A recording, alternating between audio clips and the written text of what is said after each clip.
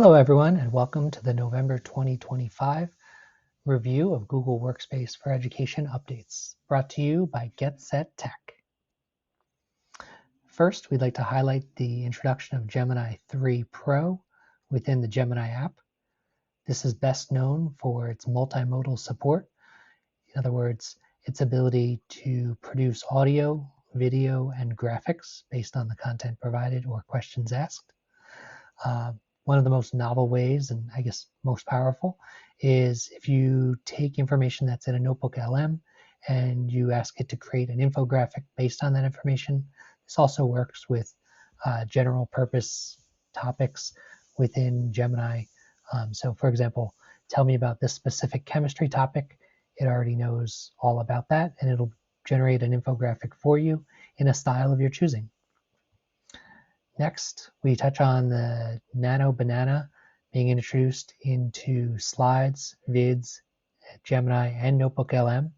For those who have not heard Nano banana before, this is the piece of Gemini that produces video and audio and graphics. So it's been greatly improved in this release. You want to check that out. Next is the ability to use flashcards within Gemini is now available to users of all ages. So it's something that in the past had been age restricted to those over 18. This is now available to learners of all ages. Starting from the bottom here, video overviews are now available within NotebookLM. So in the past, you may have seen the ability to generate an audio podcast based on the information provided. Now you can generate a video, and this is also available to users of all ages. So even if users or students are not classified as over 18, they can access this service. On the top, we have educators can now create and assign NotebookLMs as well as GEMs in Google Classroom. This is really great for your teachers who can keep students focused on the task at hand. Not every student has to generate their own unique notebook, and the potential to create content that is skewed from other students in the class. So you can publish a single notebook, include all the information they need, publish a single gem, include all the information that you want them to have, and make that available to your learners to move them along more quickly and keep them focused.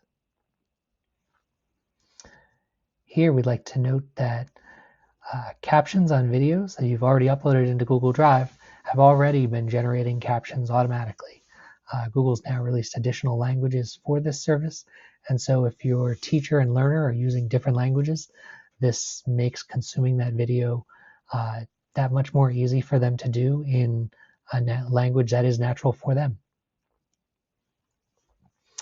Here we'd like to highlight a change to the OAuth consent screens. So there's a screenshot there, but basically it's saying when an app or a website is asking for your permission to gain access to Google services.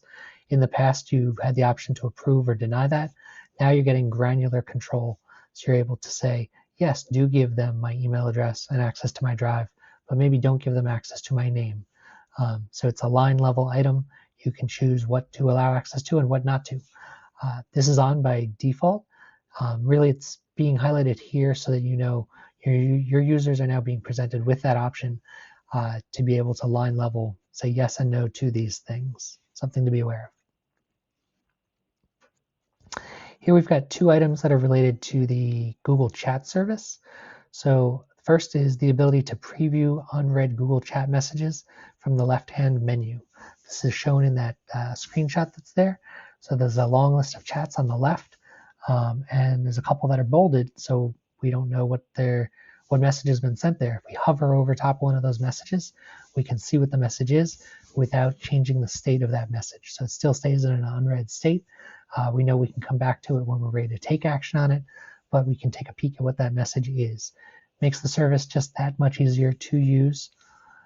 The next is bringing inline threaded messages to direct messages. So this was available before for group messages, but now if you're having a one-on-one conversation with someone, but maybe you're talking about a variety of topics, you can respond to an individual topic in a thread. So that way you can keep conversations focused and keep, if they are more complex, move forward at at the pace you need to.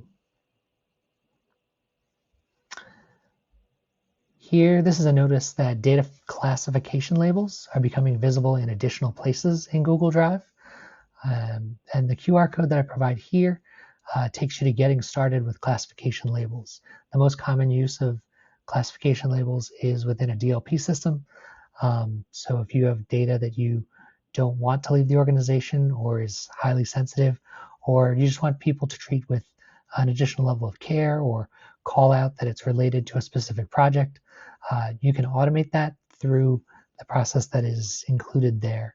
And this update's just saying that this visibility is showing up in additional places within Google Drive.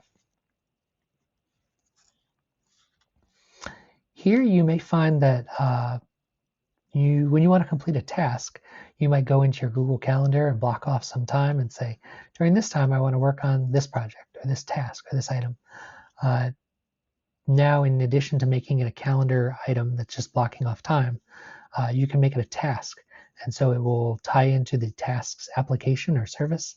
So it becomes a checklist item for you, in addition to blocking off time on your calendar to be able to work on that task. Here, this is highlighting that when you share a file or folder within a shared drive, you can now set an expiration date. This is great if you say, hey, I know this person's going to need access to this file, but I don't think they're going to need it beyond a week or a month, or perhaps a predetermined project end date. So it allows you to share files kind of ad hoc, knowing that this permissions that you're giving will be revoked automatically. Thank you for joining us this month. Hope you have found this useful. Please reach out to us with any questions you have using the email address info@getsettech.com, and we'll provide links to all of the announcements shown in today's presentation. Thank you and have a great day.